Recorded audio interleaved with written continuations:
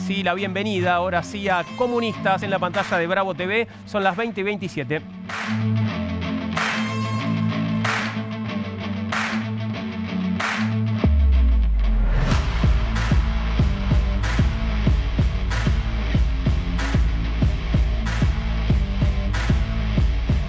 Bueno, a mí, mi producción me dice que puedo decir que va a estar con nosotros dentro de unos minutos nada más Victoria Montenegro, así que tengo una silla lista para esperarla y tengo a 3 camaradas a mi alrededor a quienes ya voy a saludar y voy a pedirles que se presenten como es habitual en este programa. Fernando, bienvenido, ¿cómo estás? Y recordame quién sos. ¿Cómo estás, Juan?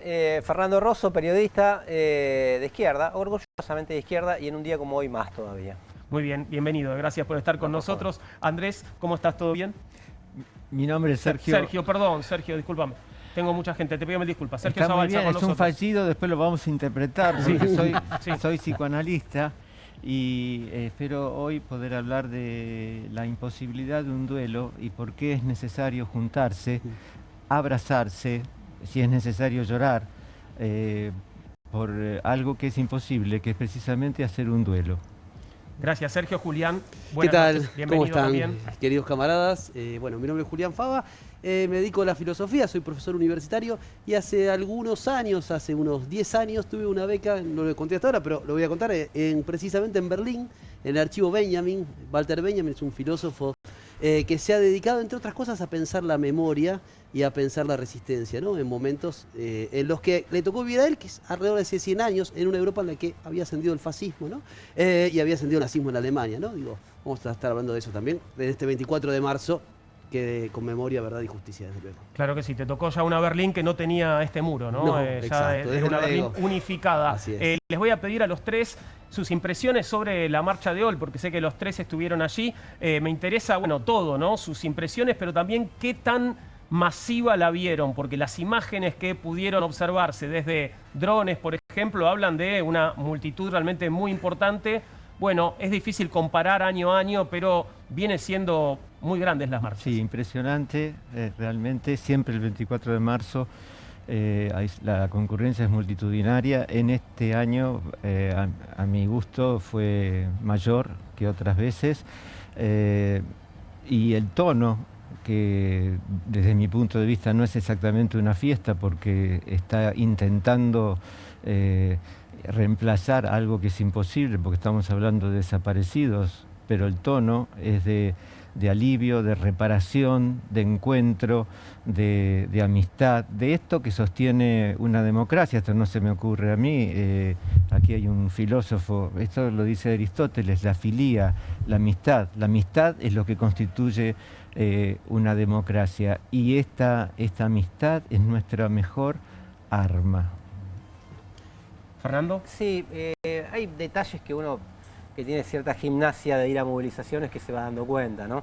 Ya cuando vas para el subte, si lo puedes tomar o no lo puedes tomar, claro, ya es un tema. Hay medidas, Y ¿no? entramos, cuando entramos a los empujones, ¿no? A los buenos empujones. Ya era eso una cosa distinta a otras movilizaciones, obviamente la del 24 de marzo siempre nos tiene acostumbrados a que sea así, pero bueno, la verdad es que venimos de una experiencia y veníamos de un nuevo intento, que seguramente vamos a hablar después, de instalar otro discurso más reaccionario, ¿no? y cuestionar la idea del 24, y me parece que a todas esas maniobras ya habían fracasado el año pasado.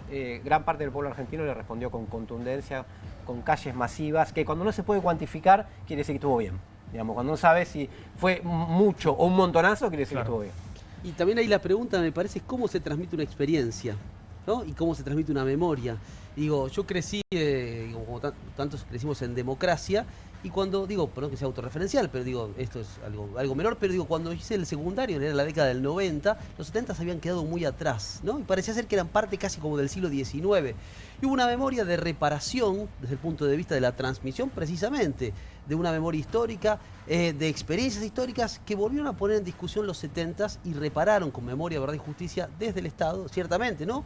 Recuperando luchas y reivindicaciones, y me parece que la marcha del 24 es una marcha en la que uno en mi caso digo, yo vivo muy cerca de Avenida Independencia y 9 de Julio, estoy como cerca del centro, pero ya desde el mediodía uno veía a las personas marchando, todo, y fui, digo, con mi mujer, con mi hija que tiene 5 años, a propósito del Día de la Memoria. Y ese encuentro, esa reunión, es parte de la construcción del lazo social, casi como parte de los anticuerpos frente al avance del autoritarismo, ¿no? Y hay algo del encuentro, de la celebración, para decirlo en el sentido pleno, que tiene que ver con una forma también de transmitir una memoria y transmitir una experiencia. Sí, esto es indispensable. Hay quienes dicen hay que mirar para adelante. Esto es puro cinismo. No se puede mirar para adelante si no sabes quién sos, si no sabes de dónde venís, si no has construido una historia. Precisamente si yo quiero mirar para adelante, queremos mirar para adelante. Hay que tener espejos retrovisores, ¿no? Bien, qué linda metáfora. Perfecto. Sí, tal cual. Pensaba también que en una manifestación como la de hoy se marcha, es una unidad en la diversidad, ¿no? Porque la verdad es vos, bueno, te presentaba Fernando como lo que sos, ¿no? Un hombre de izquierda, pero no estaba marchando solamente la izquierda hoy, ¿no? No, marchaban. La marcha fue unitaria desde el punto de vista de toda la gente que se movilizó, cada uno fue con sus discusiones políticas o sus propuestas políticas que pueden diferir en algunas cuestiones dentro de la marcha común. Me hizo pensar este tema de la memoria porque yo creo no solamente por recordar algo atroz que nos ha pasado, por el terror y por todo eso, sino porque me parece que hay un balance que no se cierra. Sergio después lo tratará mejor desde el punto de vista del duelo, ¿no? Y todo, pero hay un balance político que no se cierra, porque yo creo que hay un hecho fundacional con la dictadura militar del país que todavía tenemos hoy. Entonces ahí hay si uno ve los datos económicos, el aumento exponencial de la deuda externa, la pérdida de 15% de los obreros industriales, el cambio en las relaciones de fuerza dentro de las empresas, de las fábricas, que es el relato que se quiere tapar, digamos, ¿no? Es los acontecimientos que se quieren tapar, con el video del gobierno, etc. O sea que no eran solamente la acción de las organizaciones político-militares que había, sino que había un proceso de insurgencia popular muchísimo más amplio y más profundo, derrotado. Ese intento, por lo menos. Después tuvimos idas y venidas, tuvimos el 2001, pero me parece que ahí hubo un hecho fundante del país que tenemos hoy y todavía lo estamos discutiendo porque está en la memoria, la dictadura, pero también está en las cosas, ¿no? De hecho, la ley de entidades financieras, que aún rige en la Argentina, fue impuesta en 1977 y todavía rige. Y hay 400 leyes que ha impuesto la dictadura en diferentes ámbitos que todavía rigen. Bueno, perdón, no, lo decías en tu columna del fin de semana, ¿no? Esto hablas de una suerte de continuidad de la política económica que todavía arrastramos desde la dictadura del 76. Claro, la idea de democracia a la derrota es una idea de Alejandro Horowitz, que es un prólogo de los cuatro peronismos, historiador, un clásico de la historiografía argentina, y habla de la democracia a la derrota en el sentido de cuestionar que triunfamos contra los militares. Cuando triunfamos, hablo en términos metafóricos, el pueblo argentino cuando se movilizó y logró la democracia, pero le busca el revés de eso, dice, bueno, pero ¿cuánto de continuidad, cuánto triunfaron ellos en el programa económico que no se cuestionaba? Yo cuando leí, para mí un libro muy impactante que fue Diario de una temporada en el quinto piso, de Juan Carlos Torre, que fue como un testigo presencial del equipo de Alfonsín. Del equipo económico. Del equipo económico, ¿no? Alfonsín, en el quinto piso es donde está el ministro de Economía, en el Ministerio de Economía. Y era una discusión de cómo no moverse un ápice de los planes del Fondo Monetario, una disputa permanente entre el ala política y el ala económica, generalmente se imponía el ala económica, de moverse lo menos posible de lo que ponía el Fondo Monetario Internacional, discusión muy actual, porque podemos poner en riesgo la democracia. Entonces el terror que se había generado de una sociedad procesada, dice Horowitz, dice Uriarte, otro de los que, Claudio Uriarte, que pensó esa época, imponía ese miedo a que se tiene que aceptar lo que hay, digamos, ¿no? O sea, las condiciones estructurales que impuso la dictadura. Me parece que eso es la discusión más profunda que está planteada, ¿no? Si queremos un poco, no solamente recordar, sino, bueno, cambiar un poco las cosas. Perdón, Sergio, te interrumpí. No, es que efectivamente la dictadura llegó en el año 76 para imponer un programa económico con la excusa de luchar contra organizaciones armadas. Lo que se hizo fue cambiar el patrón de acumulación de riqueza en favor del capitalismo financiero, y de esto yo no soy especialista, pero tengo la impresión que no hemos logrado salir. Y vaya si es necesario tener memoria, porque hoy por hoy estamos padeciendo algo similar a aquel programa económico con los mismos amos y nosotros en una posición de sometimiento a los caprichos de los epígonos, en fin. de quienes manejan las finanzas en el mundo. Por eso, a propósito de esta continuidad, la figura del desaparecido es primordial destacarla, porque los desaparecidos siguen desaparecidos. Siguen desaparecidos. Yo recordaba hoy la frase cínica y en el acto de mayor impunidad que quizás de la historia argentina, de Jorge Rafael Videla, cuando frente a las cámaras dijo: no están muertos, no están vivos, son desaparecidos. Es decir, condenando a la sociedad argentina a la mayor de las torturas posibles. Es un agujero dentro del tejido social de nuestro país. Sí, y pensaba a propósito que este gobierno arranca con una ley ómnibus, ¿recuerdan? Y allí uno de los artículos proponía que si se juntaban más de 3 personas, eso podía... Sí. Estaba prohibida la reunión de más de 3 personas. Sí. Digo, un intento de... La redacción apurada del primer proyecto. La redacción apurada del primer proyecto. Sí. A ver si pasa, digo. A ver si pasa. Casi, digo, este gobierno juega en el límite. En el límite de la legalidad, pero también en el límite de la democracia, digo, transita ese borde, y por eso digo, me parece en la imposibilidad del duelo, en este hueco que es imposible de llenar, a propósito de la última dictadura cívico-militar. Cada 24 de marzo, insisto, en esta transmisión de una memoria, porque es del orden, la reunión es del orden de lo celebratorio, en el sentido de una celebración, y es además intergeneracional, digo, porque hay algo ahí para empezar a discutir esto que tan bien planteaba Fernando en su nota, ¿no? Una matriz económica que termina sometiendo la potencialidad política de las resistencias, ¿no? Por eso me quería ir a aquel articulado de esa ley que no pasó. Pero artículo 331 me acotan. Bueno, gracias, mirá que tenemos el equipo legal y técnico trabajando. No, porque tenía 600 artículos más o menos, pero uno 300. apuntaba ahí, ¿no? Digo, a obturar los lazos sociales en torno a una manifestación. Creo que después lo aumentaron a 30. No sabía. Sí, Qué ridículo. Ahora hasta 30 se pueden juntar. Bueno, hoy se lo tuvieron que meter, bueno, en el bolsillo. Perfecto. Bueno, tenemos un poquito para que veas, lo vamos a dejar de fondo, tranquilo, no lo vas a tener que escuchar, sí lo vas a ver un poquito, a Agustín Laje, ¿no? Protagonista del video que el gobierno publica hoy desde la cuenta de Casa Rosada, tratando de poner, bueno, en discusión una serie de verdades históricas. La pregunta que me hago y que me gustaría que ustedes respondan es si la historia misma no es un campo de batalla permanente, ¿no? Y si no es un lugar de disputa justamente que en realidad nunca termina. Sí, creo que los historiadores más sagaces te dicen eso, ¿no? El pasado es una lectura que se hace del presente y una recuperación que se intenta hacer. Ahora, yo sobre este video, después, obviamente repudiable, indignante y todo lo que nos pasa cuando escuchamos estos casi 20 minutos. Perversamente oportuno, por otro lado, ¿no? También, sí, pero agarrando aspectos de verdad, por ejemplo, agarrando aspectos que es el tipo de operaciones que hacen estas derechas, o por ejemplo agarrando aspectos de que la represión ilegal no empezó solamente con el golpe militar, sino que hubo antes 1.500 asesinados por la AAA, por ejemplo, ¿no? Bueno, eso es un hecho. El operativo Independencia.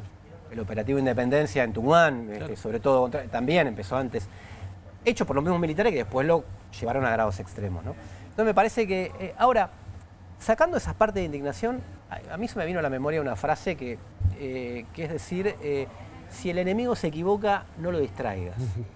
Porque tengo la impresión, y las calles hoy lo mostraron de nuevo, pero no solamente por las calles, que como pasó el año pasado con el video que lo hicieron con el Tata Joffre, que fue funcionario de la dictadura y funcionario de Menem, de los servicios de inteligencia de Menem, lo tapó la movilización y después se olvidaron completamente de ese video. Nadie se acuerda de eso.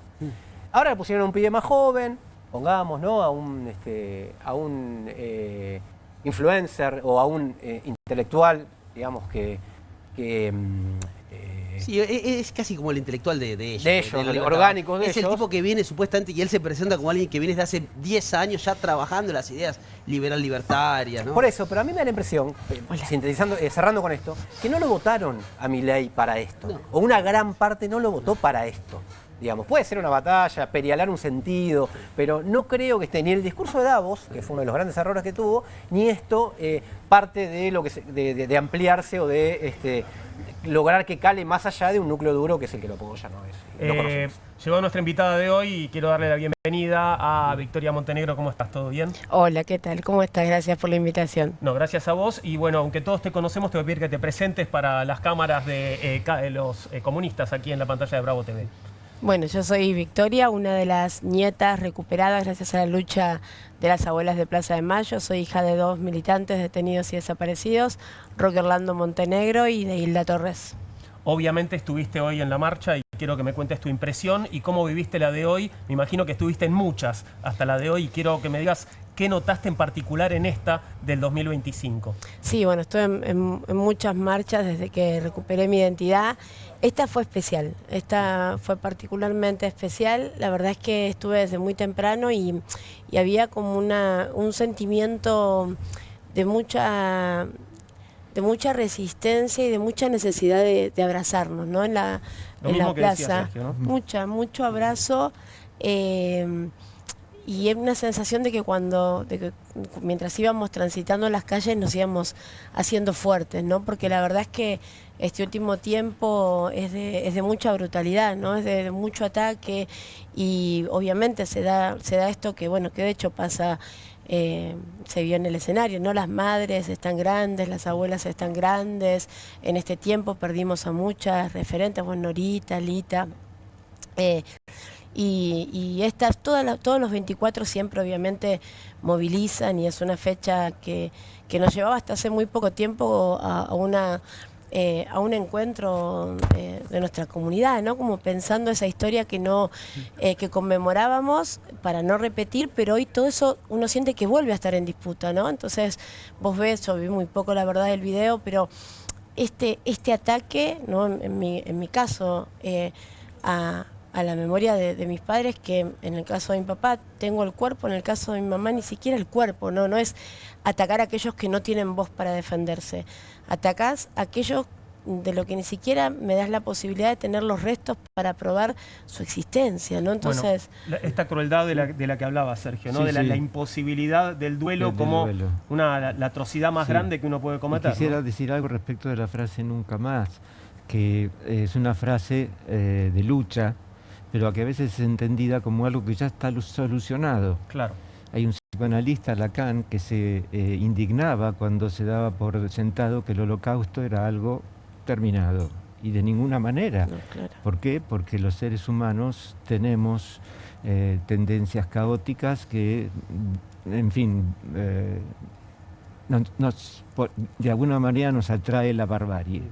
Es decir, nunca más quiere decir luchar, trabajar, porque puede suceder nuevamente y lo que estamos viviendo ahora lo prueba de una manera categórica. Decías, Victoria, bueno, hay temas que parece que vuelven a estar en discusión, cosas que creíamos no iban a repetirse. Una de las cuestiones en discusión tiene que ver con el número de los desaparecidos. Veamos parte del video de Agustín Laje que Casa Rosada hoy difundió. Siempre me pareció inadmisible que existiendo investigaciones oficiales llevadas adelante y actualizadas bajo gobiernos democráticos, se nos hubiera impuesto una suerte de obligación moral de mentir. Vaya locura, una obligación moral de aferrarnos a la mentira cuando en realidad lo que la historia exige es la verdad. Otra vez nos dijeron que si no repetíamos ni convalidábamos el número 30.000, eso era porque pretendíamos negar los horrores de la represión ilegal. Pero ¿a quién se le ocurrió que 8.961 o 7.300 no eran suficientes para dimensionar la magnitud de la violencia y del desastre? ¿A quién se le ocurrió que no eran suficientes para decir nunca más? ¿A quién se le ocurrió que esos números por sí solos no causaban escozor? La historia debe ser completa y rigurosa. No está bien borrar de un plumazo a las organizaciones terroristas con el fin de instalar la teoría del demonio único. No está bien ocultar la situación de guerra revolucionaria que vivía la Argentina de los años 70. No está bien disimular el hecho de que la represión ilegal y la técnica de desaparición de personas comenzaron antes del 24 de marzo de 1976. No está bien negar a las víctimas cuando son de un lado e inflarlas cuando son del otro. No está bien inventar cifras con propósitos efectistas. Las generaciones que no vivimos los años 70 queremos conocer la historia de manera completa, integral, respetuosa, sin revanchismos, sin anteojeras ideológicas y sin conveniencias políticas y económicas que la ensucien y la distorsionen. Queremos ser libres de conocer nuestra historia. Es la única forma que existe de aprender del pasado y no repetirlo nunca más. Una sociedad que se aferra a la mentira no puede construir un futuro en libertad.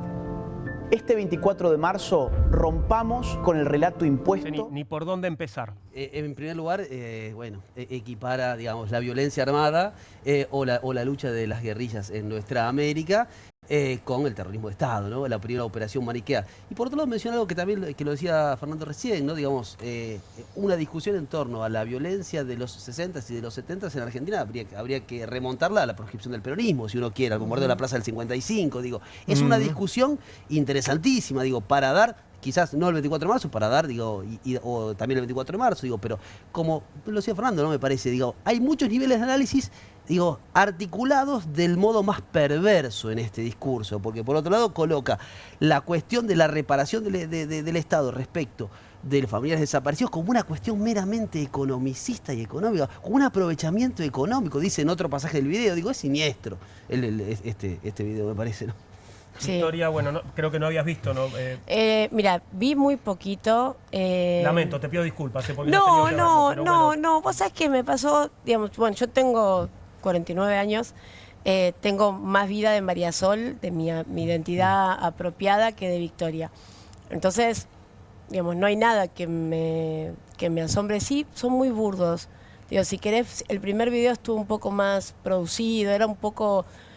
golpeaba de otra forma. ¿El del año pasado? El del año pasado. Golpeaba también largo, digamos, pero golpeaba de otra forma. Esto es burdo. No deja de doler, por supuesto, pero la verdad es que, digamos, este gobierno es un gobierno cruel. No, el video lo que hace, en definitiva, es intentar y provocar a partir de esta idea que tienen de que todo vale, ¿no? Todo vale. De repente, hace unos años, creo que fue el expresidente Macri, ¿no? El primero que habilitó la discusión sobre los 30.000, sí. Y después se fueron con lo pérfido. Lo pérfido. Vos fíjate de dónde viene. El famoso encuentro televisivo entre lo pérfido y Martín Cohen, ¿no? Absolutamente, digamos, la batalla cultural que ellos plantean y que el presidente, de hecho, planteó en algún encuentro internacional. Y lo que, digamos, lo que transmite este video, sí, claramente, es un ataque permanente a una memoria que pudimos construir, pero que además en el medio, durante todos estos años, hubo procesos de justicia. Digo, hace unos años vos podías plantear que en el caso de los bebés robados había niños que habíamos quedado huérfanos, tuvimos papás que nos criaron con amor. Bueno, después hubo un proceso de justicia y se comprobó que efectivamente en la Argentina hubo un plan sistemático de apropiación de bebés. Hubo un Estado que definió y las Fuerzas Armadas qué iban a hacer con los hijos de aquellos militantes políticos. A mí me tocó escuchar las conversaciones de mi papá con sus subalternos explicándoles la necesidad de reencauzar esa genética para un proyecto de país, aprovechar esa genética y poder reencauzarla para un proyecto de país. Entonces, hay una verdad que algunos habitamos y después la justicia pudo condenar, ¿no? Y estos discursos y estas provocaciones, si solo se quedaran en el video, por supuesto, son molestas. Lo que pasa es que nosotros estamos resistiendo todos los días una embestida contra las políticas de derechos humanos, que son políticas de Estado, ¿no? Los sitios de memoria. Los sitios de memoria prácticamente no tienen trabajadores. Los juicios necesitan de las pruebas que pueden aportar áreas que este gobierno disolvió. Claro. Entonces, los trabajadores y las trabajadoras del archivo, por ejemplo. De la CONADI, claro. Del área de investigación de la CONADI. Vos fíjate que ellos, el Ejecutivo, lo primero que hacen, y bien asume el año pasado, es ir a visitar a los genocidas al penal de Campo de Mayo. ahí hay un cruce de información y un deseo de aquel 24 de marzo de ver si podía haber algún pronunciamiento que fuera en sintonía o de cara a un indulto. No fue posible, después fueron los legisladores a continuar, digamos. Entonces tenés al Poder Ejecutivo, tenés al Poder Legislativo, pero en el medio, ¿qué es lo que hicieron? Ellos entendieron que los juicios no se podían frenar, pero sí la importancia de disolver las áreas que aportaban a la justicia. Claro. Entonces disuelven el área de investigación del Ministerio de Defensa, disuelven el área de investigación de la CONADI, disuelven el área de investigación de la CIDE.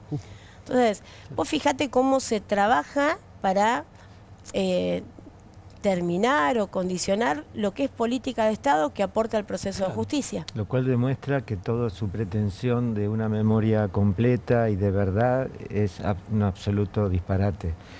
Porque si vos disolvés los organismos y las agencias que están para proveer datos e investigar, entonces ¿qué verdad podés construir? Por otro lado, a propósito de lo que estábamos hablando antes, de que la historia siempre supone una polémica y una batalla,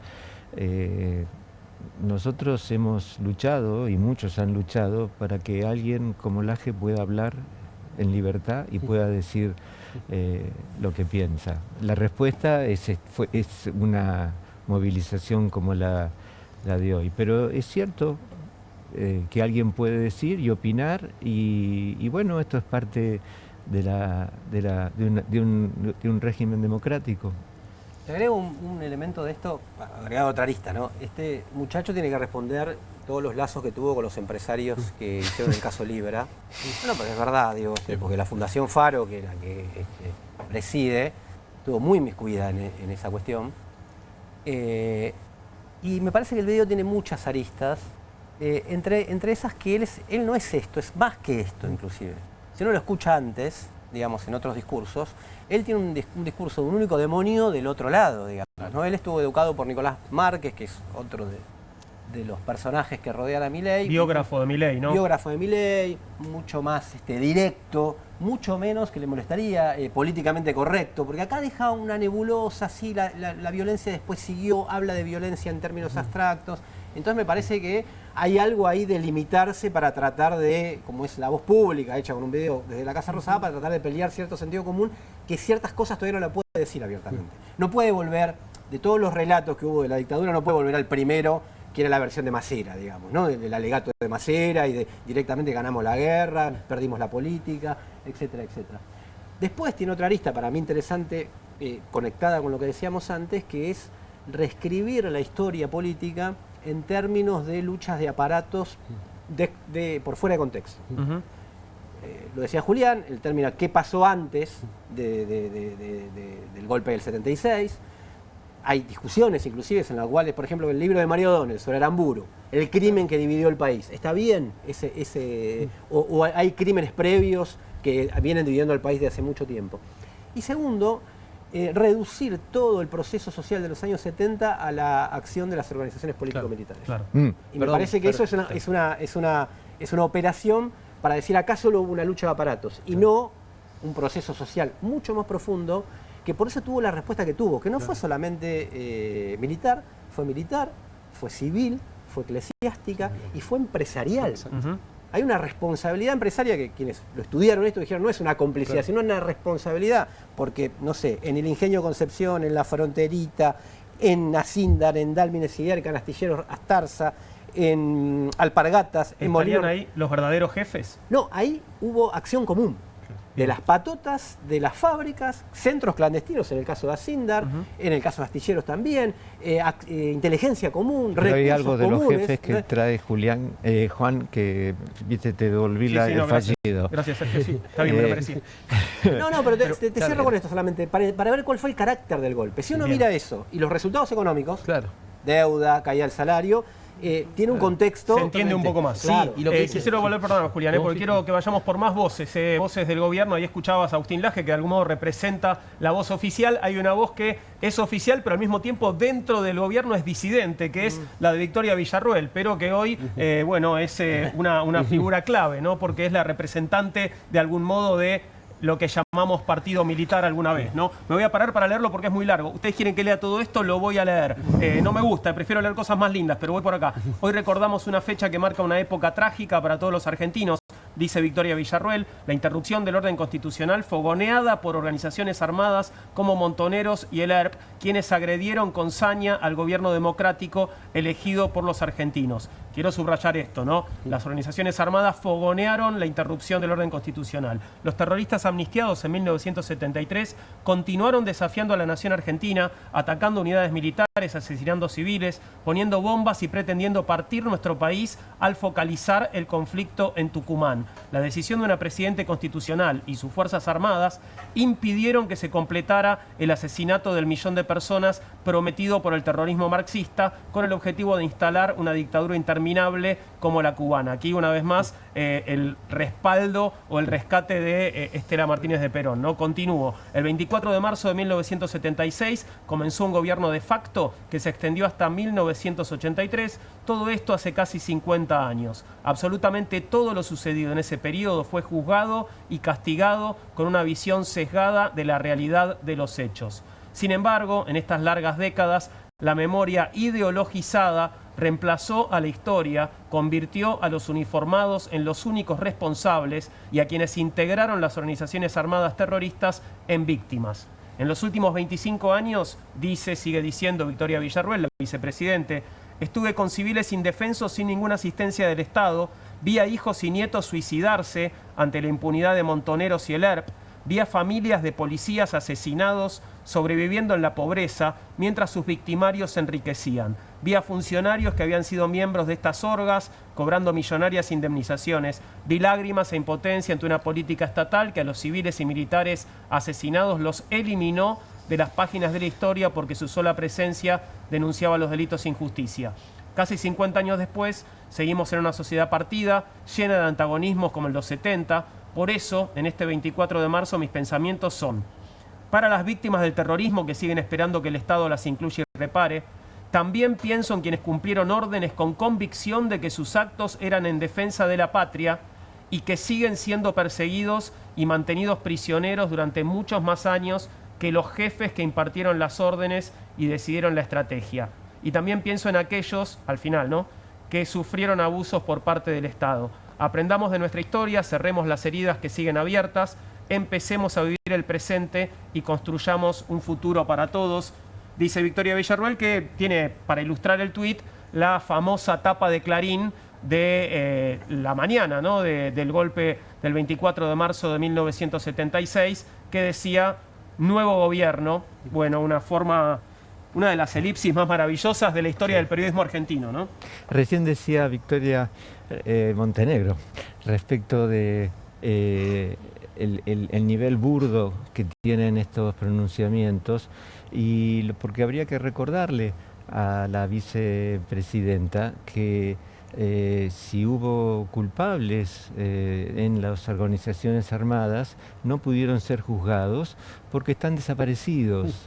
Simplemente no pudieron ser juzgados porque no se pudo hacer justicia con esas personas porque están desaparecidos. Y están desaparecidos porque hubo una represión clandestina. Es decir, el discurso de la vicepresidenta está igualando en principio lo que era un gobierno constitucional con un gobierno de facto, donde tres tipos se tomaron el poder y determinaron quién podía vivir y quién no podía vivir y quién desaparecía.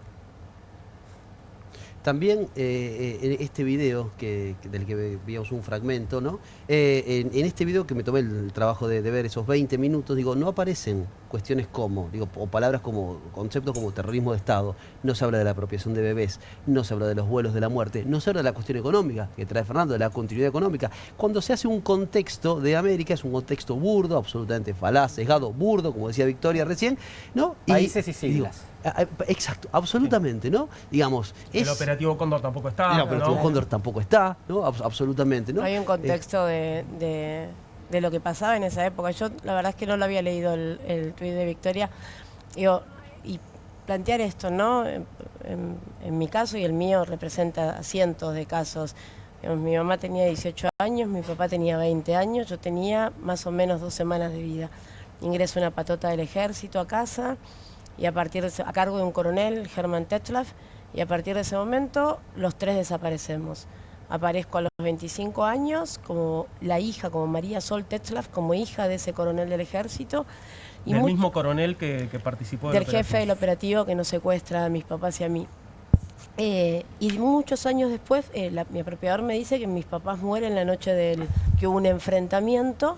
Mis papás eran del Ejército Revolucionario del Pueblo, él era del Ejército Argentino para mí, hubo un enfrentamiento, mis papás mueren, quedé huérfana, me criaron con amor, ¿no? Durante muchos años transité la teoría de los 2 demonios.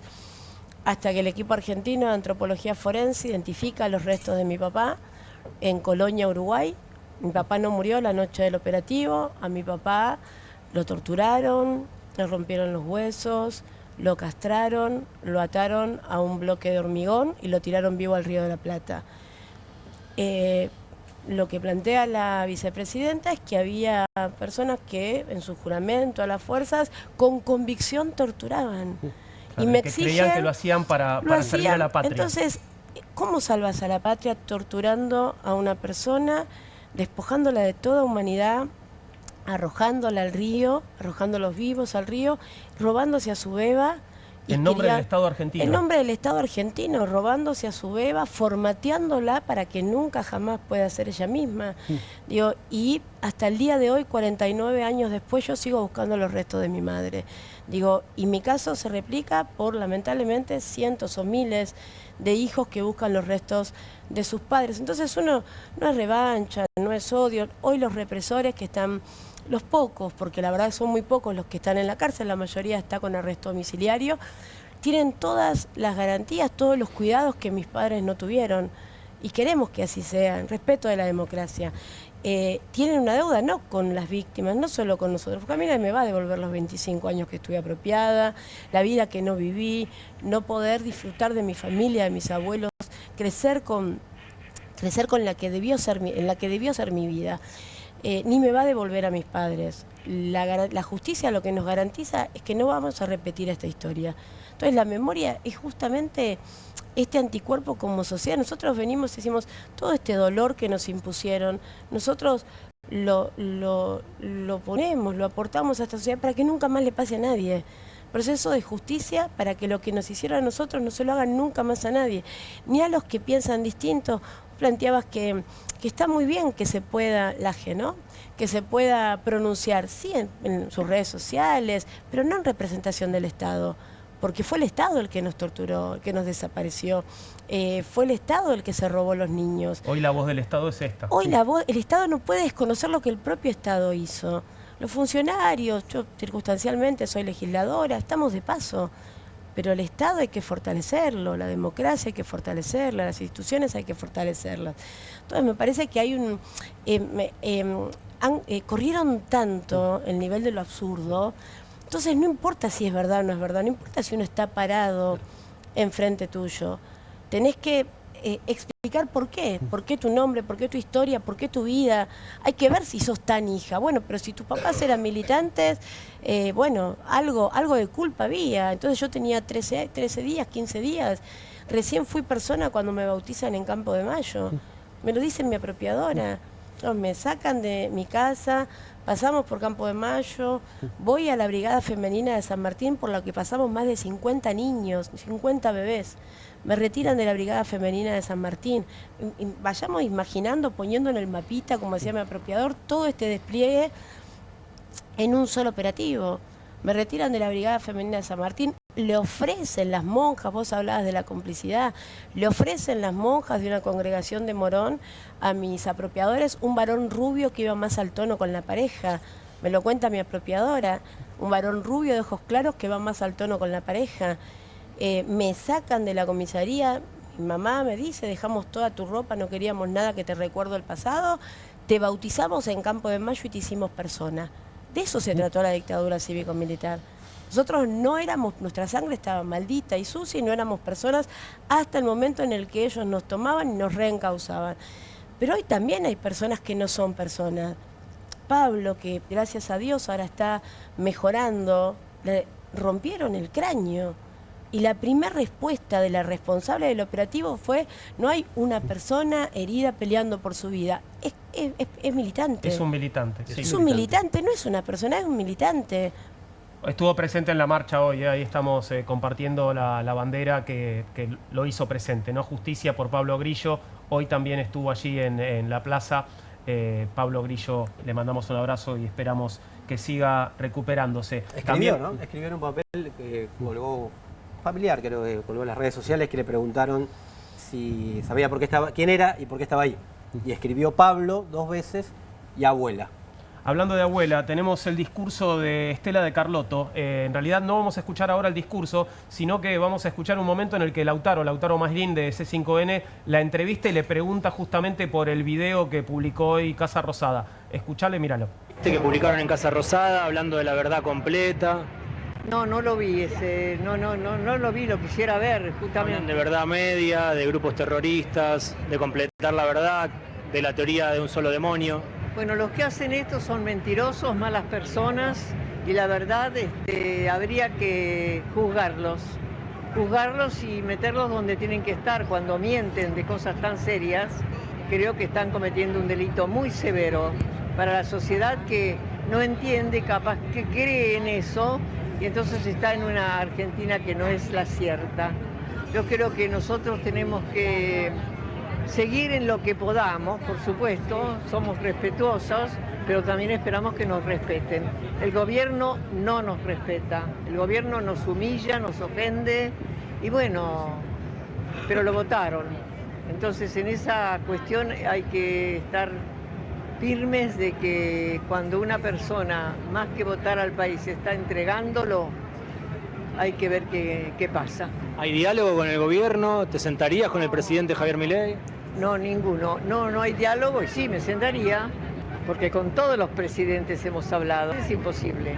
Y igual no nos iba a recibir, eso lo dijo él, así que estamos muy mal. Bueno, quiero cerrar este primer tema de la noche de hoy en Comunistas, pidiéndoles a los 4 una pequeña reflexión un poco sobre esto, ¿no? Digo, ¿se puede debatir, se puede discutir con un gobierno negacionista? ¿Cualquier debate es posible? ¿Hay posiciones con las que es imposible debatir o hay que intentar hacerlo con todos? Para debatir es necesario un marco de referencia común. Tengo la impresión que este gobierno no provee tal marco. Lo que sí se puede es alzar la voz, luchar de manera pacífica, hacerse presente y demostrar con argumentos toda la falacia de esta argumentación. Yo veo difícil, coincido con Sergio, veo difícil el diálogo, básicamente porque no quieren dialogar, ¿no? Y me parece que si hay algún diálogo es como el que hubo hoy. Sí. Es decir, nosotros decimos esto y ustedes ponen ese video y nosotros decimos esto y a ver esto cómo sigue, que para mí fue una respuesta contundente. Y después me parece que sí hay un terreno de disputa ideológica, histórica, si se quiere, por la verdad histórica. Y yo vuelvo a insistir en este punto, que es cuál fue el proceso social que llevó al golpe de Estado. Es que no es que de repente un grupo de militares se volvieron locos, entonces llegaron a la Casa Rosada y tomaron el poder, como tampoco explica este gobierno, como no lo explica ningún gobierno, sino que hubo un proceso social mucho más profundo, de agudización de las contradicciones sociales, resuelta de esta manera y con responsables que fueron más allá de los propios militares. Los militares fueron el brazo ejecutor. Por eso la justicia, que juzgó a algunos jerarcas y a otros militares, se paró en las puertas de las fábricas o de las empresas. Casos excepcionales, el de Ford estuvo peleándose, pero realmente en la puerta de las empresas se paró. Llegó hasta ahí. Llegó hasta ahí. Digamos, no, nunca entró. Cuando eran los beneficiarios finales, podríamos decir, de todo ese cambio del metabolismo social argentino post-dictadura, fue una clase social.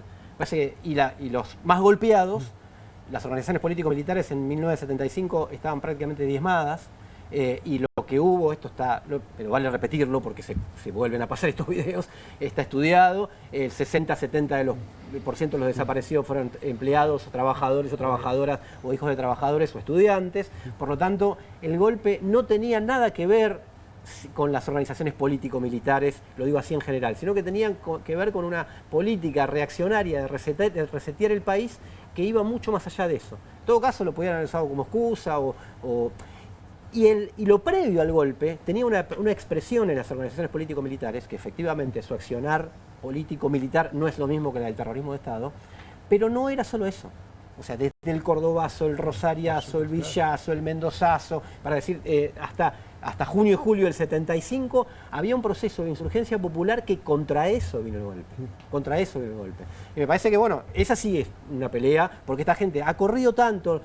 Años atrás discutíamos, bueno, ¿y qué eran los 70? También, ¿a qué ideología? No matar a Oscar del Barco. Claro, era como que, bueno, el debate de Oscar del Barco, por ejemplo, la revista La Intemperie en Córdoba, claro, sobre el no matarás, claro, sobre la violencia, se discutían esos términos. Ahora esto han corrido tanto a la derecha que todas esas discusiones nos terminan poniendo la defensiva, que es el riesgo que yo veo, de ubicarnos solo como meras víctimas. Hay gente que ha sido víctima, Victoria lo es, y ha sido mucha otra gente más.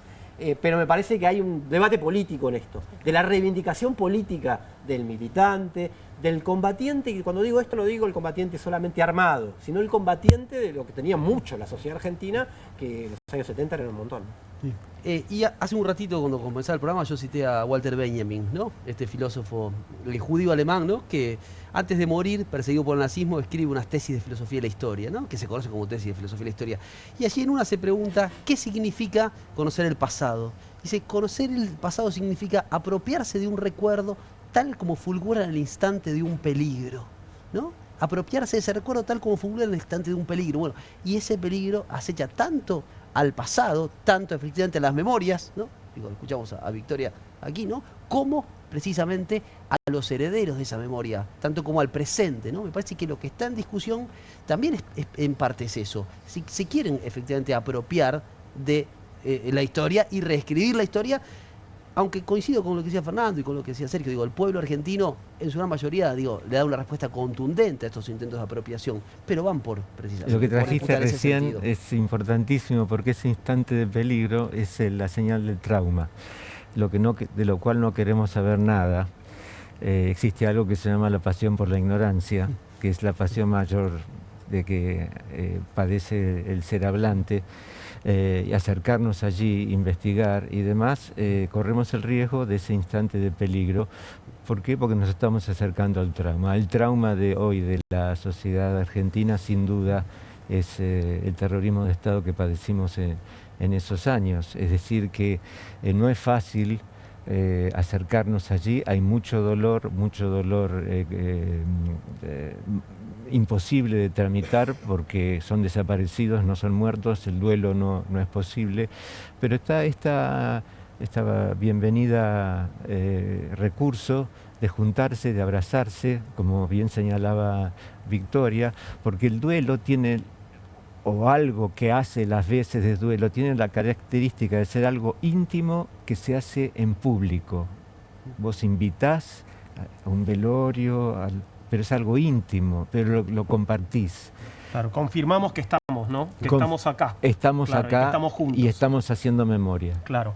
¿Victoria? Sí, vos preguntabas si se puede debatir. Yo creo que no, es imposible, porque además este gobierno tiene un mandato claro, ¿no? Todos entendemos que ni Milei ni Villarruel están en la Casa de Gobierno por mérito propio, ¿no? Hay enormes intereses detrás de lo que fue aquella elección, mucha impunidad, realmente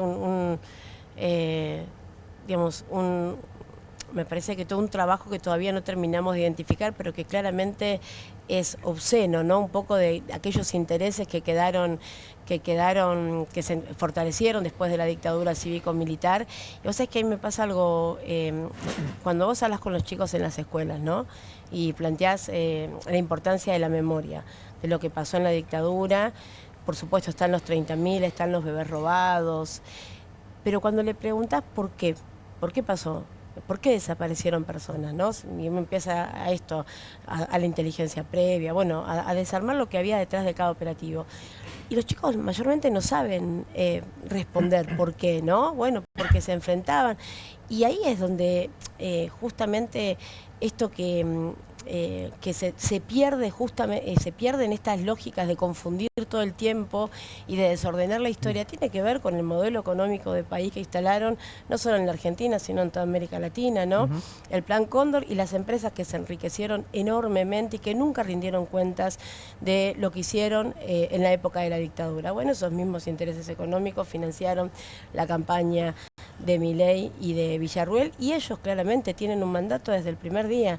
No podés discutir con quien no tiene un respeto mínimo, ni siquiera por la bandera argentina, ni siquiera por la bandera argentina.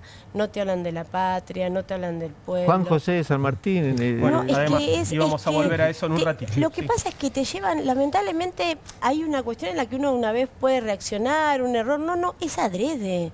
Porque en definitiva tenés que discutir ahí abajo. Tenés que discutir lo obvio, tenés que discutir cuestiones que deberían ya estar saldadas. Bueno, podés debatir con alguien que no tiene ninguna intención de debatir, no tiene intención de pensar. Sí, claro, tal vez hasta defienden, no se llamaba Juan José. Yo creo que deben estar convencidos de que se llamaba Juan José. Bueno, habría que ver la memoria completa. Y si no le cambian el nombre y lo construyen en las redes sociales, se instalan una nueva historia. Entonces me parece que en esa disputa estamos. Y yo creo que hay algo que sí a ellos los moviliza y que nunca terminan de entender, porque hoy conmemoramos una fecha muy trágica para la Argentina, pero hace un par de semanas, hace un mes y algo, las abuelas encontraron una nueva nieta.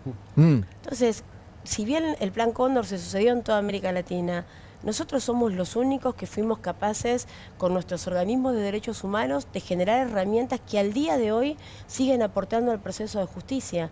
Entonces hay una cuestión y hay una hazaña particular con el proceso de memoria, verdad y justicia, y particularmente de esa resistencia que tenemos y que es un ejemplo en el mundo, que este gobierno ataca particularmente, me parece, y es justamente ahí donde uno tiene que repensar esto de, si querés, el trauma de nuestra sociedad, pero también la resistencia y el amor. Claro, se ha puesto en cuestión un montón de acciones que eran un orgullo argentino en el mundo, ¿no? Justamente el juicio de las juntas, los juicios de memoria, bueno, todo lo que estás diciendo, ¿no? Todo, el equipo argentino de antropología forense, nuestro equipo argentino de antropología forense, hoy tuvimos estos días un encuentro con lideresas de América Latina, nuestro equipo ayuda a todos los países hermanos, en Colombia, en Ecuador, en Guatemala, en Uruguay, en Chile. Nuestro equipo argentino de antropología forense identificó a nuestros soldados de Malvinas, identifica a las víctimas hoy, porque te dicen que los derechos humanos son del pasado. Pero estas herramientas que nosotros creamos hoy aportan a la lucha por los derechos humanos en la actualidad, quienes hoy están siendo vulnerados. Y eso es lo que también atacan con tanta fuerza. Tenemos al presidente Javier Milei recordando al Libertador de América, o más o menos recordándolo. Esto resultó fundamental para alcanzar el éxito en la campaña libertadora del general don Juan José de San Martín. Esto resultó fundamental para alcanzar el éxito en la campaña libertadora del general don Juan José de San Martín. Bueno, ahí estaba los granaderos, quietitos, igual. ¿Qué vas a Mamá lo tenía escrito, ¿no? Parece como el tipo lo estuviera leyendo. Los tipos lo están leyendo. Le tendieron una trampa que le pusieron a Juan. Se perdió. En esa parte se perdió. Él no tuvo el voucher para ir a la escuela, pobre. Claro. No tuvo el voucher de la escuela. Bueno, hubo una respuesta más o menos inmediata y fue la de Cristina, que tuvo una aparición pública el sábado pasado. Una aparición que venía después justamente del anuncio de la administración de Estados Unidos que le prohibía el ingreso y por supuesto también tuvo palabras para Donald Trump. Pero escuchá lo que decía sobre este fallido furcio. ¿Cómo definirlo? ¿Fallido, furcio, lo del presidente? Ahora me decís, escuchemos primero a Cristina. Acerca de por qué es necesario discutir, por qué es necesario replantear la educación, por qué es necesario hacer este primer Congreso Nacional de Educación.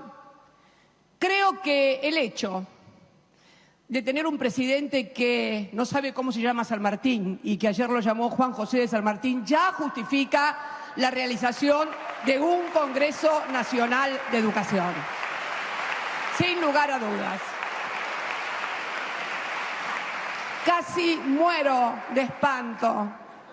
Casi muero de espanto. Para colmo con los granaderos. Yo no sé cómo no se cayó algún granadero cuando escuchó eso.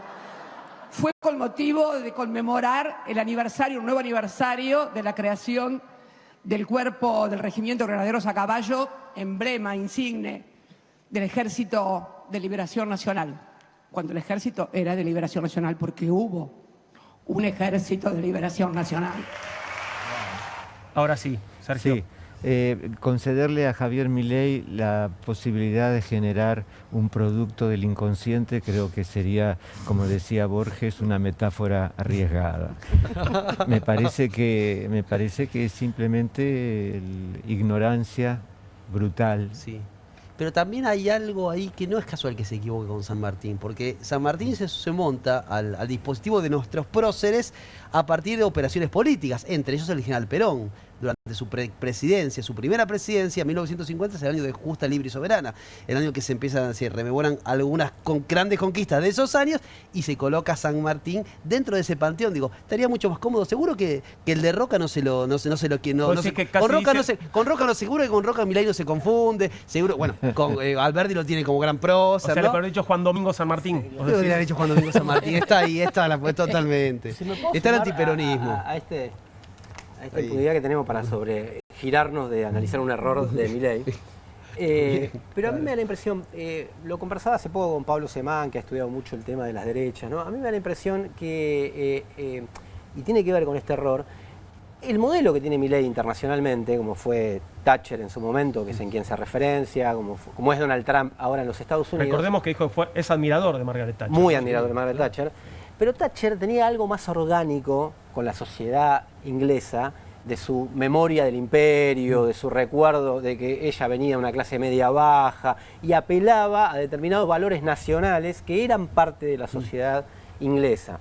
Trump, en un sentido, interpela a parte de la sociedad norteamericana, que es como es complejísima, no lo vamos a discutir acá. Y a mí me da la impresión que la derecha esta de Milei es mucho más foránea, inclusive. Y que tiene que ver con estos errores. O sea, le cuesta reivindicar alguna tradición nacional, de la que sea, ¿no? Te hablaba en un momento de la Argentina, potencia oligárquica, del país agroexportador, etcétera. Pero me da la impresión de que es tan inorgánico y en eso veo una debilidad, porque en eso vi una fortaleza de Thatcher. Thatcher triunfó en su proyecto político, lamentablemente, económico-político. Y diseñó el mundo, junto con Reagan, rediseñaron el mundo reaccionariamente. A mí me da la impresión que una de las fragilidades de Milei, y que quizás, capaz que es una interpretación libre, se expresa en estas cosas, es que no es parte orgánica de ninguna tradición nacional argentina, creo yo, ¿no? Y que viene con esas teorías, la escuela austríaca. Si él cree que lo votaron por la escuela austríaca, el 56% que lo votó, digamos, tiene un problema, ¿no? Pero bueno. Interpretaciones. Vamos a hacer una pequeña pausa, tenemos mucho más que hablar, tenemos más cortes de Cristina el sábado allí en la Facultad de Ciencias Sociales, tenemos archivos históricos muy interesantes y tenemos también para debatir qué hay detrás de esta decisión del gobierno de la desclasificación de archivos del accionar de las Fuerzas Armadas durante la última dictadura. Quédate ahí que ya seguimos en vivo con Comunistas en la pantalla de Bravo TV.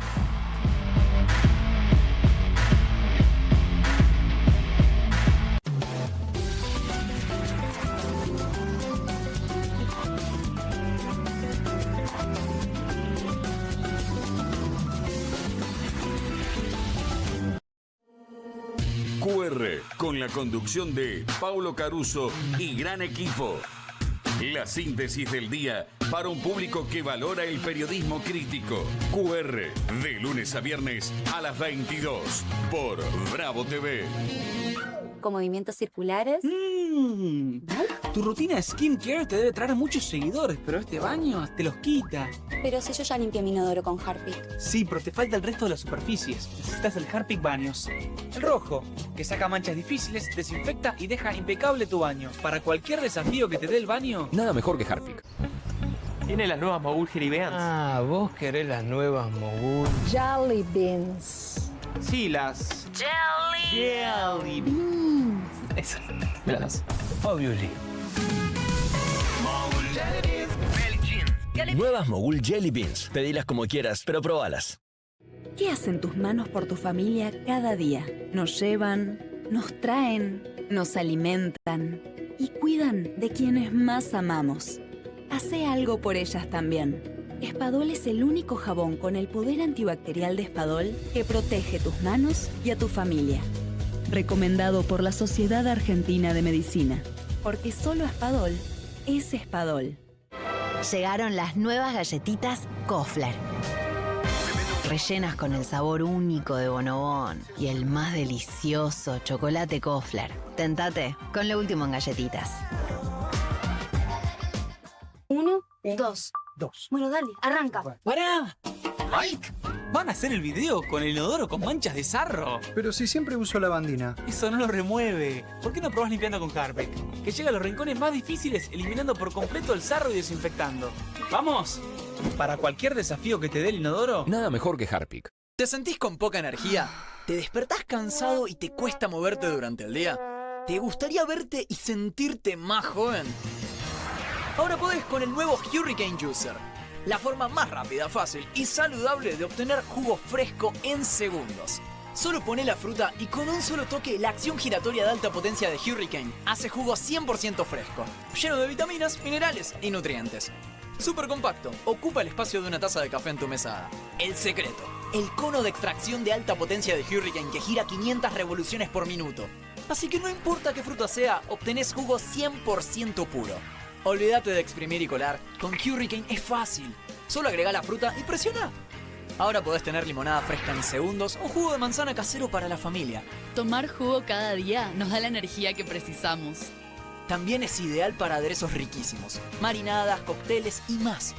Es apto para lavavajillas y se guarda muy fácil. Solo agrega la fruta, presiona y listo. Los jugos naturales más ricos en segundos. Podés obtener tu Hurricane Juicer a un increíble precio de presentación llamando ahora. Escanea el QR, ingresa a nuestra página web o llama al teléfono en pantalla. No demores más. Con el nuevo Hurricane Juicer, la forma más rápida, fácil y saludable de obtener jugo fresco en segundos. Descubrí los productos más novedosos y exclusivos en tvcompras.com. No pierdas tiempo. Aprovecha esta oferta y obtén este fantástico producto de TV Compras. ¡Llama ya! Las casas usan diferentes perfumes. Eligen oler a café en la mañana, a veces a ropa recién lavada y otras a madera. Pero cuando quieren oler a limpio, eligen Prosenex. Sentí el perfume de la limpieza. Prosenex, limpieza que se siente. ¡Vuelven las clases! Vuelven las manchas. ¡Vuelve la diversión! Vuelven las manchas. Por suerte, existe Vanish. Con una cucharadita de Vanish, el poder del oxígeno activo elimina las manchas y deja los blancos como nuevos. Con Vanish, vuelven las clases, no las manchas. Llega la noche más picante de la televisión. Si atacan al periodismo, Perfil se pone bravo. Bravo TV. Periodismo, información y polémicas. Llegan 4 nuevos programas. Más de 50 periodistas, intelectuales, dirigentes y académicos que darán cada noche de qué hablar y pensar. Desde El Canil, lunes a viernes a las 18 horas. Una ronda de periodistas con secretos e información exclusiva. Soy Casta. De lunes a viernes a las 19 horas. Un programa diferente de mujeres, plural y picante. Conducido por Carmela Bárbaro. Comunistas. De lunes a viernes a las 20:30 horas. Una mesa de intelectuales analiza la realidad del país en profundidad. QR, de lunes a viernes a las 22 horas, con la conducción de Paulo Caruso y gran equipo. La síntesis del día para un público que valora el periodismo crítico. Bravo TV, lejos del poder, cerca de la gente.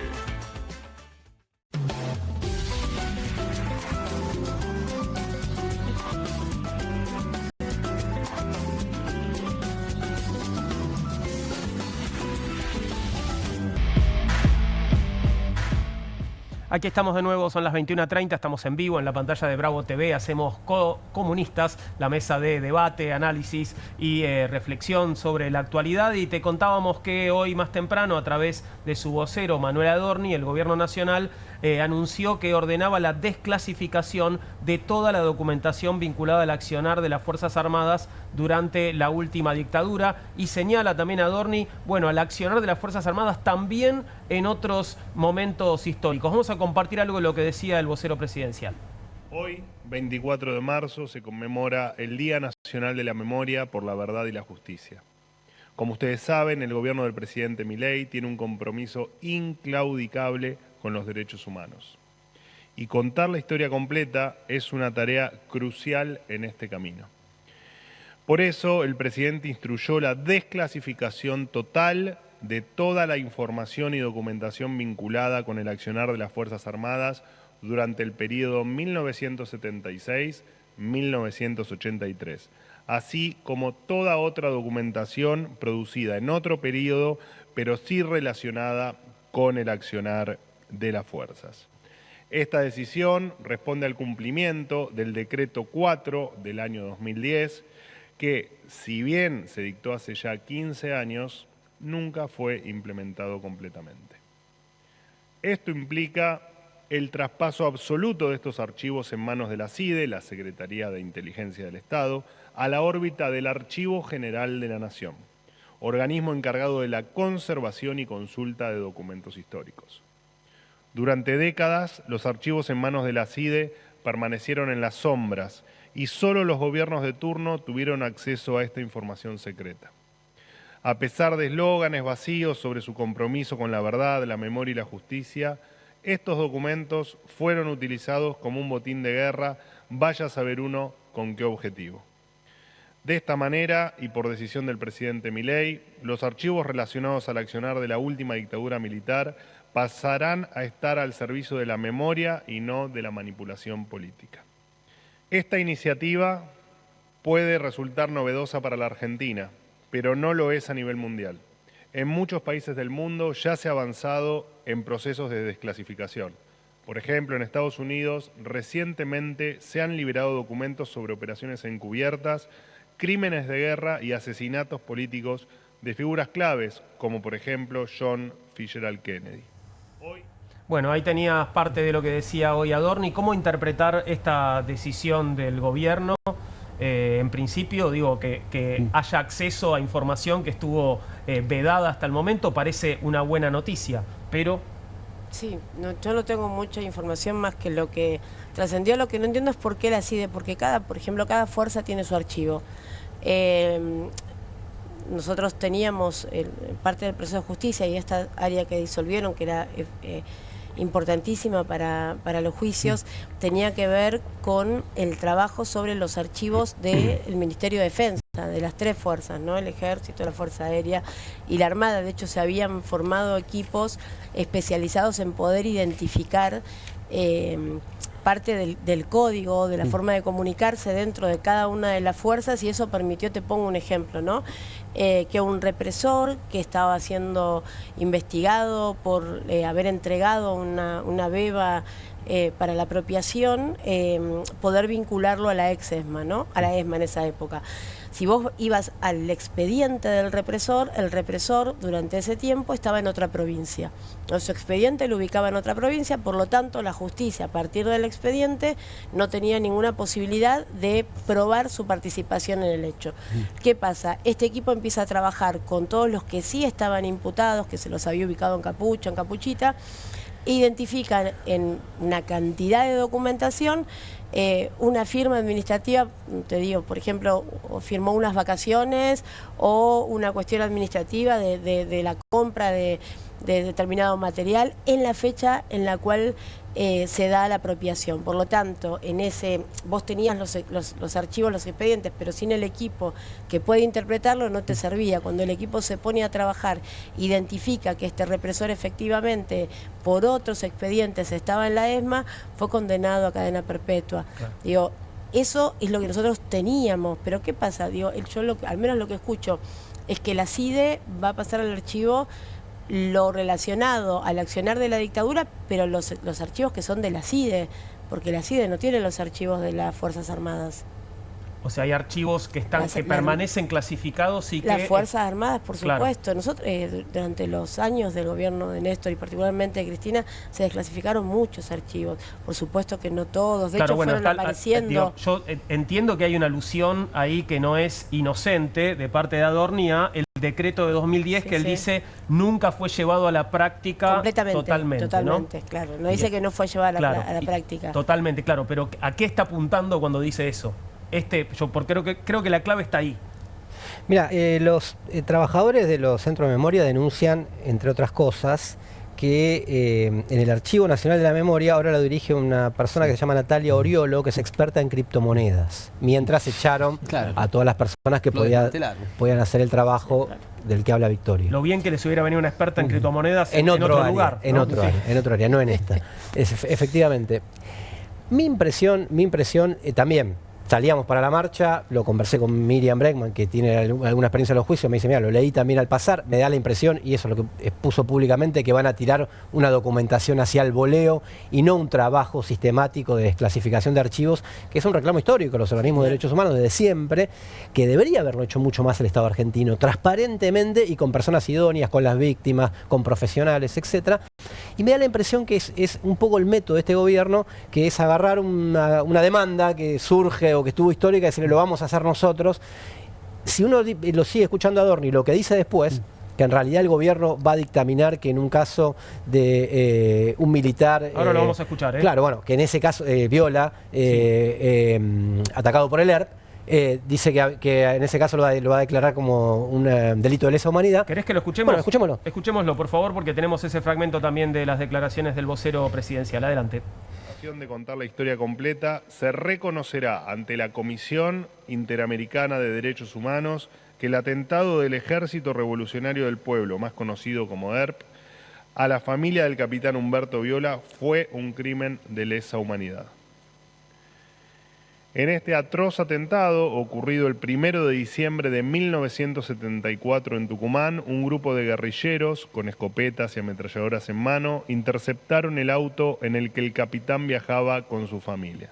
Su esposa, María Cristina Picón, embarazada de 5 meses, y sus 2 hijas, María Fernanda, de 5 años, y María Cristina, de tan solo 3 años. Después de una corta balacera, su hija menor, María Cristina, fue asesinada. El capitán Viola, gravemente herido, intentó correr en la dirección opuesta al vehículo para salvaguardar al resto de su familia y fue asesinado por la espalda de un disparo en la cabeza. Su hija mayor, María Fernanda, resultó herida también de un disparo en la cabeza. Estuvo en coma 4 meses y sufrió 8 operaciones, pero logró sobrevivir. Su esposa, que afortunadamente salió ilesa del atentado, falleció en el año 2021 después de pasar el resto de sus días bregando por justicia, dado que tuvo que ver cómo los asesinos de su hija y su esposo, de apellidos Núñez, Carrizo, Paz y Emperador, fueron liberados hacia finales de la década del 80. Ahí estaba, ¿no? El caso del capitán Viola, en el que entra con mucho detalle hoy Manuel Adorni. Claro, sí, quería incorporar este fragmento porque hecho con ese sesgo, lo anterior, porque uno dice, bueno, van a abrir los archivos, pero hecho de esa mirada y con el otro video del AGE, evidentemente es como para desconfiar muchísimo de que van a hacer una apertura transparente y que sin embargo van a tirar documentos al voleo sin el personal idóneo aparte, ¿no? Pero bueno, todavía está abierto, digamos. Me da la impresión que fue como tirar noticias y noticias el 24 de marzo cuando se esperaban lo que después pasó, ¿no? Las imágenes que estamos compartiendo son justamente del capitán Viola y su familia, ¿no?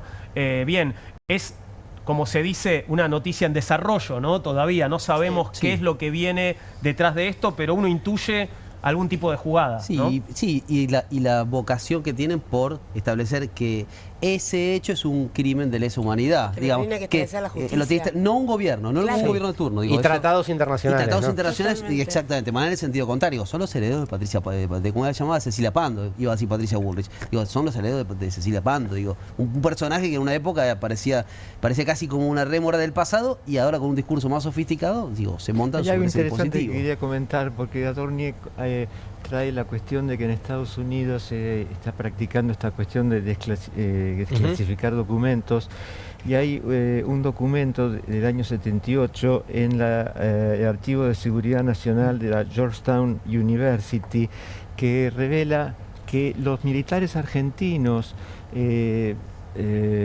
documentos de militares argentinos que afirmaban que en ese año ya había 22.000 desaparecidos. Sería interesante que desclasificaran eso para limpiar un poquito este asunto de la cantidad de la cifra. Eso no lo leyó Laje, parece. Parece que no lo leyó Nota Laje. del izquierdista Alconada Monge, hay algo que quiero en La decir. Nación. Hay algo que quiero decir.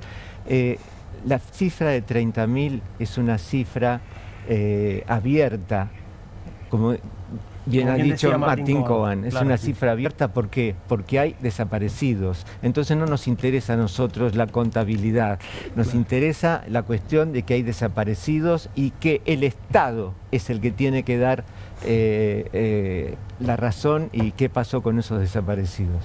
Déjame completarte, me parece buena la nota que traes. Yo lo leí en una nota del CONADAMON del año 2006. Sí. Exactamente, del año 2006. Sí, ha circulado en el día de hoy. Claro, también. los militares argentinos le informaban a la DINA, que eran el Servicio de Inteligencia chilenos, qué trabajo sucio estaban haciendo en la Argentina. Y le dicen, ya llevamos 22.000. Faltaban 4 años de dictadura todavía, ¿no? Bueno, entre muchas otras pruebas, además del número no simbólico, sino de postulado ante el ocultamiento del Estado, ¿no? Obviamente. Tenemos un poco de archivo histórico, tal vez recuerdes al capitán Silingo relatando su participación en los vuelos de la muerte. Y si no lo recordás, te lo ofrecemos. La Armada Argentina decidió que los prisioneros que tenía en la Escuela de Mecánica fueran eliminados arrojándolos al mar desde aviones navales. Todos los miércoles se hacía un vuelo y se designaban en forma rotativa distintos oficiales para hacerse cargo de esos vuelos, de forma tal de que la mayor cantidad posible de integrantes de la Armada pasaran por ellos. Los que el día martes, o sea el día anterior, se los designaba para morir, eran llevados al aeropuerto de la ciudad de Buenos Aires, al aeroparque, dormidos o semidormidos mediante una leve dosis de un somnífero y engañados, haciéndoles creer que iban a ser llevados a una prisión del sur. Una vez en vuelo se les daba una segunda dosis muy poderosa, quedaban totalmente dormidos, se los desvestía y cuando el comandante de la aeronave daba la orden, que ya estaba informando que estábamos en una zona de mar adentro, se los arrojaba al mar uno por uno. La Armada Argentina instrumentó ese sistema de la misma forma que los nazis en su momento crearon las cámaras de gas. La Armada Argentina creó ese método y ese método es el que usamos para eliminar alrededor de 4.000 personas, más o menos lo que yo estimo, de la Escuela de Mecánica. ¿Y usted participó? Y yo participé en 2 vuelos y soy responsable de 13 personas en el primero y 17 en el segundo. Bueno, para Victoria Villarruel, Silingo sería un efectivo de las Fuerzas Armadas que estaba cumpliendo, obedeciendo órdenes, creyendo que eso era por el bien de la patria, ¿no? Sí. Sí, y acá también lo que está en discusión, porque apareció la palabra simbólica, ¿no? Desde el punto de vista simbólico también está en discusión el límite frente al horror o la naturalización del horror, algo que traía Sergio también la semana pasada a propósito de la crueldad. ¿No? Cuando se empieza a naturalizar el horror, cuando se empieza a naturalizar eso que Zaffaroni llama un genocidio por goteo, ¿no? Digamos, excluidos, personas que no tienen rostro, personas a las que se las priva de educación, se las condena a una salud pésima, etcétera, etcétera. Digo, también esto es parte de un dispositivo desde el punto de vista económico, pero que en democracia, digo, mientras el gobierno va, persiguiendo la protesta social, estigmatizando la militancia, también se intenta naturalizar el horror cotidiano, que tiene que ver con esto también. Hay una banalización del mal, ¿no?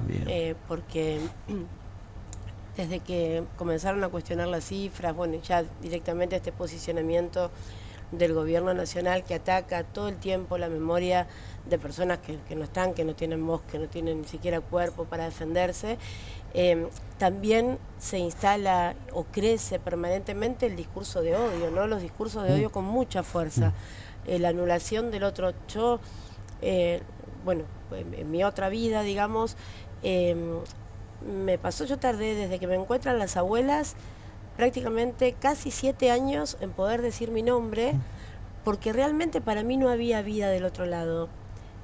Éramos nosotros los buenos, mi papá, un soldado de la patria, papá había entrado en guerra para ganar la paz, en eso nos criamos.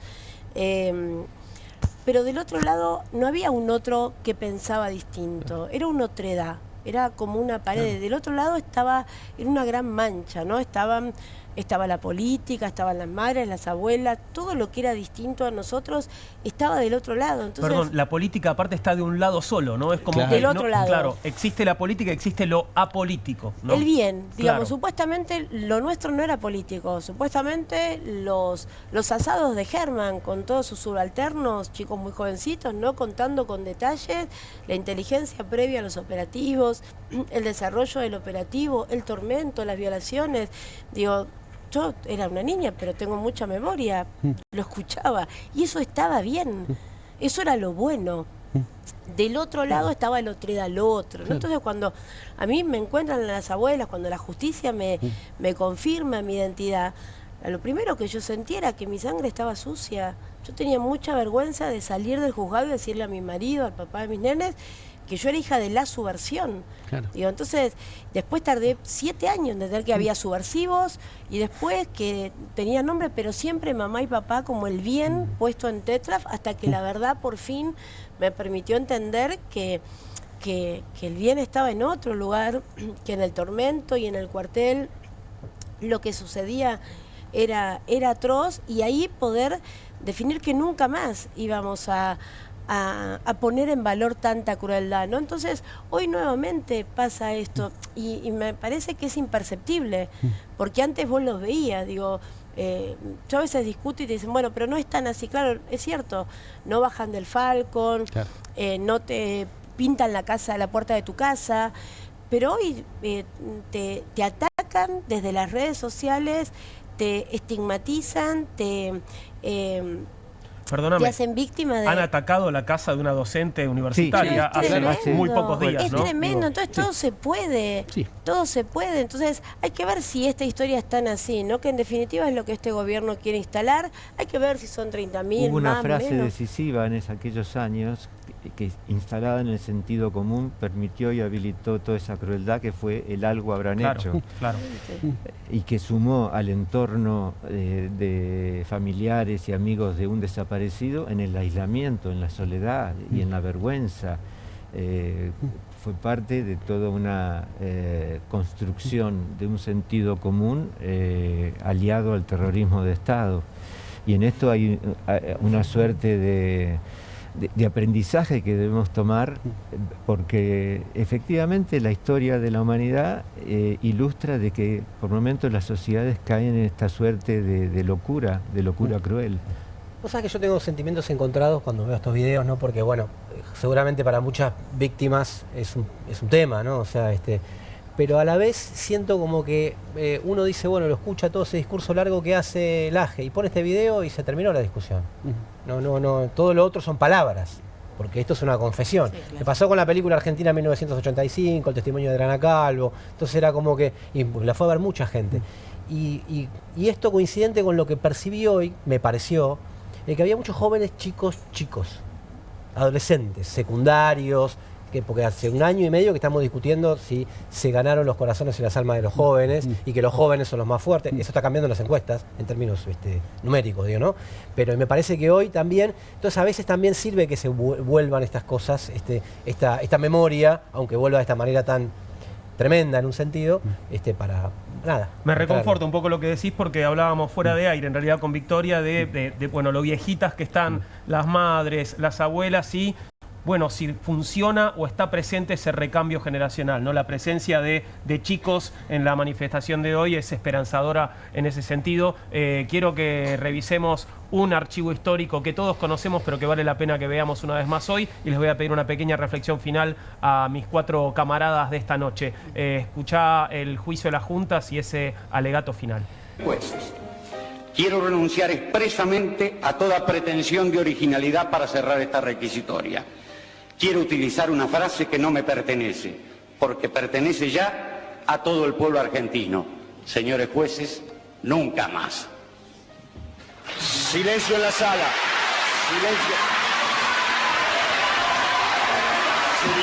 Bueno, les agradezco a los 4 que hayan estado hoy aquí. Les pido unas palabras de cierre para el programa de hoy de Comunistas, camaradas. Fernando, siempre empezamos por la izquierda. Sí, no, me parece que tuvo una respuesta contundente en la calle, la narrativa del gobierno.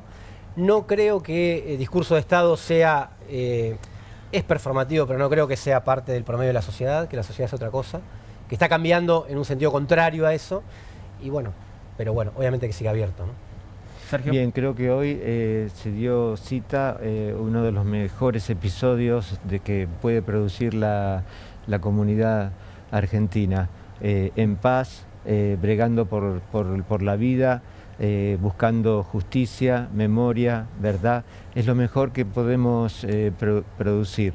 Y este último video de Estracera, diciendo nunca más, el nunca más es una frase que convoca a la lucha. No es que la crueldad se terminó. Somos sujetos que a veces cometemos hechos terribles por omisión o por acción. Por lo tanto, debemos preservar la paz para que ese nunca más sea una fórmula de lucha. Julián. Sí, creo que nuestro pueblo de ningún modo naturaliza el horror, de ningún modo naturaliza las políticas negacionistas, y hoy una vez más demostró en esa diversidad y en la lucha que los anticuerpos por una democracia más justa están presentes, creo. Victoria, bueno, primero agradecerte que hayas estado con nosotros hoy y ahora sí te escuchamos. Gracias por invitarme y sí, hoy la verdad que este 24 fue particularmente especial y lo que se vivió en las calles fue el pueblo abrazando, llevando la bandera de los 30.000 y encontrándose con esas máximas referentes de la resistencia, de la lucha, pero también del amor.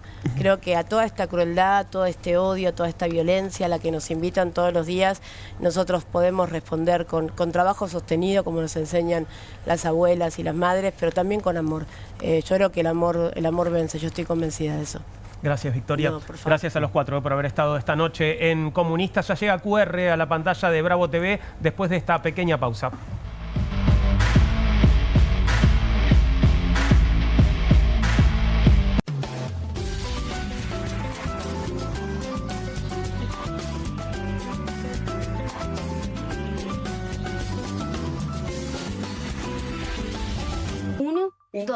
Dos. Bueno, dale, arranca. ¡Pará! ¡Mike!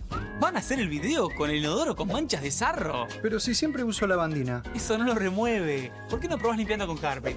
Que llega a los rincones más difíciles eliminando por completo el sarro y desinfectando. ¡Vamos! Para cualquier desafío que te dé el inodoro, nada mejor que Harpic. Nueva Saladix extra picante. Posta, picarán más que las otras.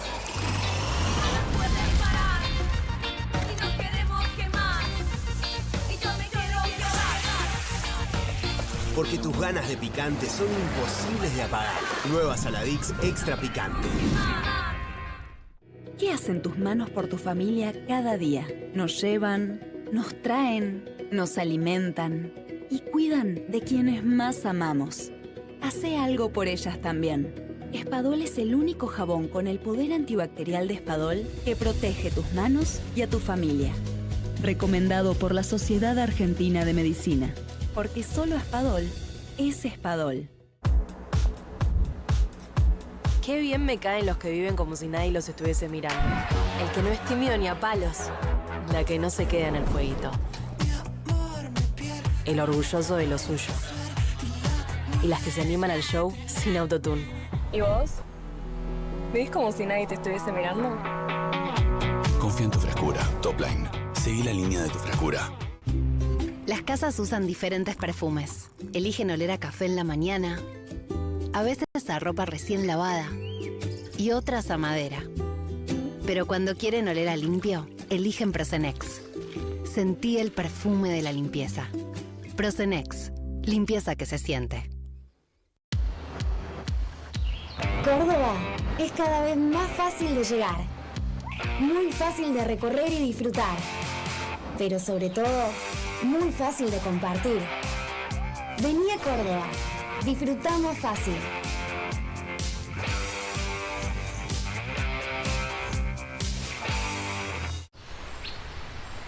Buenas. Buenas. ¿Tiene las nuevas Mogul Hairy Beans? ¿La qué? Las Billie Jeans. Crujientes por fuera, blanditas por dentro. 5 sabores. Ah, vos querés las nuevas Mogul. Jelly Beans. Sí, las... Jelly Beans. ¿Jelly Beans? Jelly Beans. Jelly Beans. Esas. Me las das. Obviously. Jelly Beans. Pedí la Pedilas como quieras, pero probar. Nuevas Mogul Jelly Beans. Pedilas como quieras, pero probalas. ¡Vuelven las clases! Vuelven las manchas. ¡Vuelve la diversión! Vuelven las manchas. Por suerte, existe Vanish. Con una cucharadita de Vanish, el poder del oxígeno activo elimina las manchas y deja los blancos como nuevos. Con Vanish, vuelven las clases, no las manchas. Llegaron las nuevas galletitas Kofler. Rellenas con el sabor único de Bonobón y el más delicioso chocolate Kofler. Tentate con lo último en galletitas. Con movimientos circulares. Tu rutina de skincare te debe traer muchos seguidores, pero este baño te los quita. Pero si yo ya limpié mi inodoro con Harpic. Sí, pero te falta el resto de las superficies. Necesitas el Harpic Baños. El rojo, que saca manchas difíciles, desinfecta y deja impecable tu baño. Para cualquier desafío que te dé el baño, nada mejor que Harpic.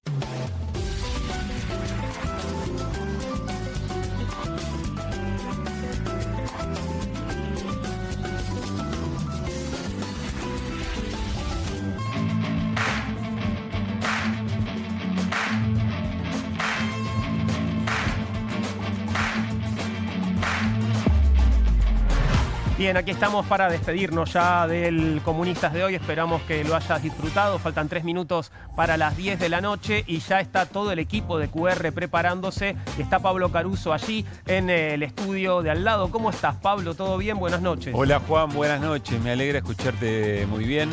Y qué día, qué jornada especial. Ustedes que estaba prestando atención a los relatos que ustedes compartieron. El de Victoria Montenegro, el de Silingo, después, por supuesto, parte de una misma realidad. Y pensaba qué valor tiene recuperar esos testimonios, por más que algunas generaciones los conocemos. Quizá integrantes de una misma generación que convivió con eso, no lo había escuchado, pero qué importante para poder ubicar nuevamente cada 24 de marzo qué es lo que pasó, ¿no? Totalmente. Bueno, un poco también aludía a eso, Victoria.